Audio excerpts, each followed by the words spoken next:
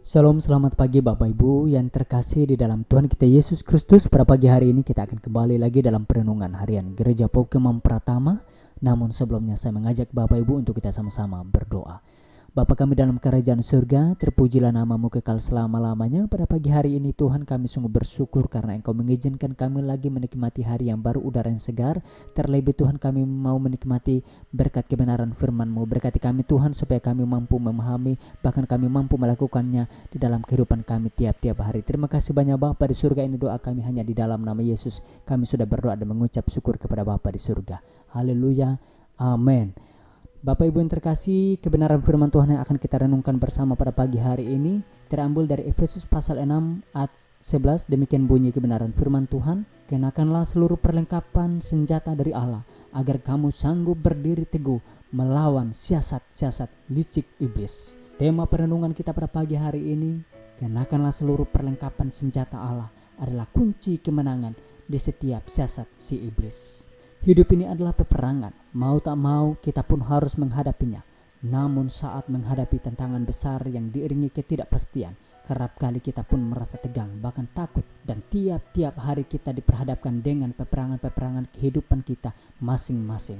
Musuh kita pun memiliki berbagai macam-macam rupa, entah itu sakit, penyakit, hutang piutang, masalah studi, rumah tangga maupun pekerjaan. Tentu saja setiap peperangan itu sangat menegangkan ketika kita menghadapinya. Namun semenegangkan apapun peperangan yang harus kita hadapi, jangan sampai itu membuat kita menjadi takut, karena ketakutan hanya akan membuat kita berkecil hati dan patah semangat. Ketakutan menutup mata hati kita terhadap janji-janji Tuhan dan melumpuhkan langkah kita. Ingatlah, Tuhan sudah berjanji bahwa Dia akan selalu menyertai dan memimpin perjuangan hidup kita. Oleh karena itu janganlah takut, karena Tuhanlah yang akan selalu memimpin kita supaya kita bisa mengalami kemerdekaan sejati dan kemerdekaan dari semua rasa takut dalam hidup kita. Karena kita memiliki perlengkapan senjata Allah yang ampuh.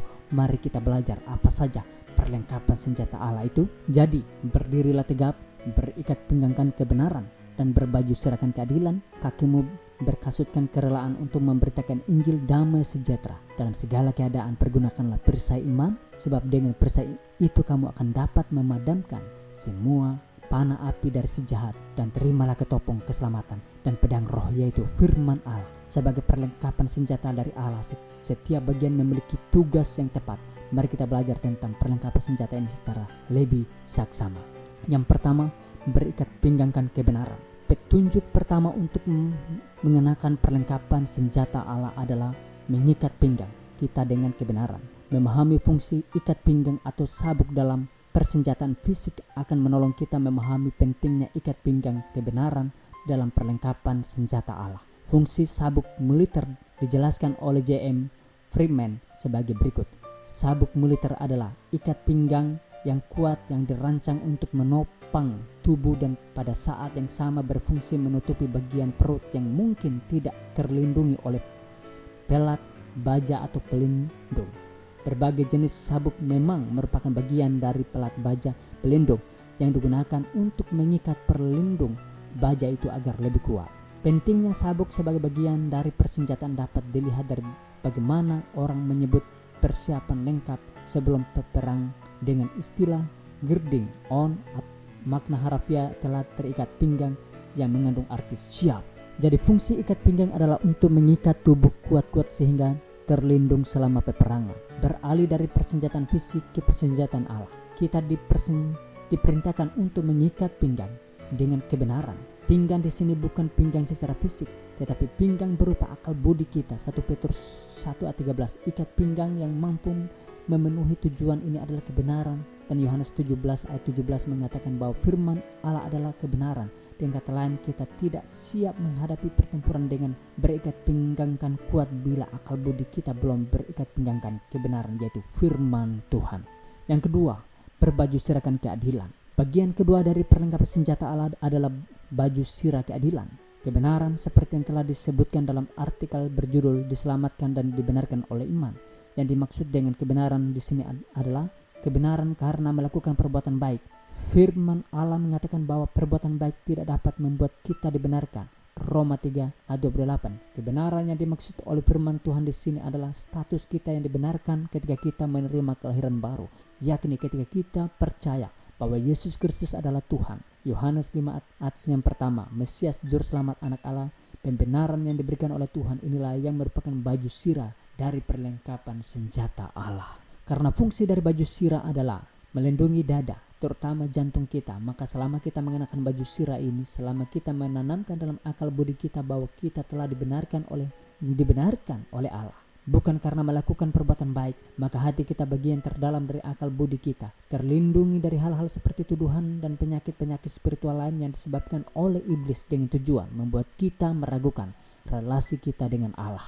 Yang ketiga, kakimu berkasutkan kerelaan untuk memberitakan Injil damai sejahtera. Bagian ketiga dari perlengkapan senjata Allah adalah kasut. Seperti yang kita ketahui, kasut diperlukan untuk memfasilitasi gerakan kita. Dalam hal perlengkapan senjata Allah, kasut yang harus kita kenakan adalah kerelaan untuk memberitakan Injil damai sejahtera.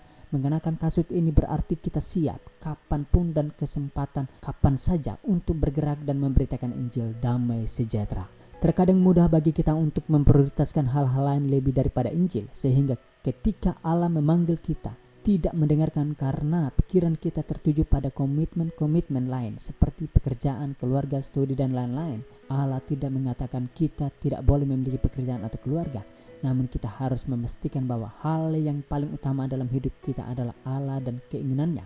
Ini bukan berarti kita harus berhenti bekerja atau belajar. Yang diperlukan dari kita adalah kita harus memiliki telinga yang mendengar sehingga kita tahu apa yang Allah inginkan. Yang keempat, dalam segala keadaan pergunakanlah perisai iman. Bagian keempat dari perlengkapan senjata Allah adalah perisai iman. Iman berarti saya percaya apa yang Allah katakan dalam firman-Nya yang tertulis, atau bila untuk situasi yang spesifik melalui Roh Kudus-Nya mengenakan perisai iman berarti percaya kepada apa yang Allah katakan. Pengetahuan Alkitab boleh tentu merupakan iman. Seseorang mungkin saja mengetahui seluruh isi Alkitab namun tidak mempercayainya. Namun demikian pengetahuan adalah persyarat dari iman. Karena tanpa memiliki pengetahuan akan firman Tuhan, apakah yang kita percayai, gagasan kita, agama kita, semua itu tidak akan bermanfaat. Hanya dengan mempercayai apa yang firman Allah katakan, kita akan memiliki perlindungan yang setara seperti perlindungan sebuah perisai bagi seorang pejuang. Yang kelima, pedang roh, yaitu firman Allah. Yang terakhir dari perlengkapan senjata Allah tidak lain adalah senjata yang sangat ofensif, yakni pedang roh. Kata genetif yang digunakan di sini menerangkan kepemilikan original dari pedang itu, sehingga yang dimaksud pedang roh adalah pedang yang berasal dari roh atau pedang yang berasal dari Allah yang adalah roh. Pedang ini adalah firman Tuhan, dan sebagaimana yang Ibrani 4 ayat 12 katakan, sebab firman Allah hidup dan kuat dan lebih tajam daripada pedang bermata dua manapun. Firman Tuhan adalah senjata terbaik yang paling ofensif, dan hanya dengan memilikinya kita dapat mengalahkan musuh-musuh kita. Bagian keenam, kesimpulan, iblis adalah musuh kita yang sesungguhnya, dan ia tetap aktif sampai sekarang dan akan terus aktif hingga akhirnya ia akan dihukum dalam penghukuman yang kekal, dilemparkan ke dalam lautan api dan belerang. Wahyu 20 ayat yang ke-10. Namun sementara itu kita bukannya tanpa perlindungan Allah. Allah telah memberikan kepada kita perlengkapan senjatanya sehingga kita dapat bertahan melawan serangan iblis. Waspadalah dan berjaga-jagalah. Musuhmu si iblis berjalan mondar-mandir seperti singa yang mengaum mencari mangsa untuk ditelannya. 1 Petrus 5 ayat 8. Sadarlah dan berjaga-jagalah, si iblis berjalan keliling sama seperti singa yang mengaum-ngaum mencari orang yang dapat ditelannya. Demikian kebenaran firman Tuhan. Mari kita berdoa. Bapa di surga, terima kasih Tuhan. Engkaulah Allah perlindungan, kota benteng dan perisai bagi kami, sehingga kami boleh mampu melawan muslihat si iblis. Engkaulah ya Tuhan telah menyediakan persenjataan yang ampuh bagi kami, dan kami siap memakainya di dalam segala situasi, sehingga kami boleh keluar menjadi orang-orang pemenang. Terima kasih banyak Bapa di surga. Ini doa kami hanya di dalam nama Yesus. Amin.